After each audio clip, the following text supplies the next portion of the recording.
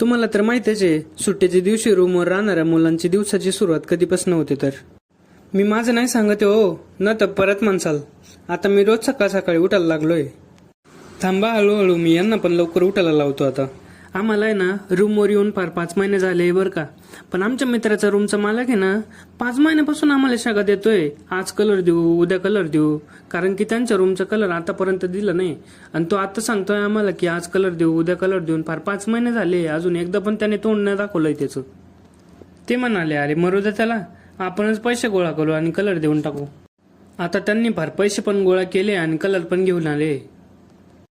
आम्हाला काही काम करायचे पहिले पहिले चाय लागते भाऊ, तेव्हाच कुठे जाऊन समोरचे काम होतं. आता ते कलर घेऊन आले तर आम्हाला त्यांना मदत करू लागावंच लागेल ना. आता चाय वगैरे पिऊन झाल्यानंतर काही काम करू लागायचं ना. ते काम राहिलं बाजूला आणि आमचं काहीतरी भलतंच वेगळं चालू. कोणी डान्स करतंय तर कोणी याला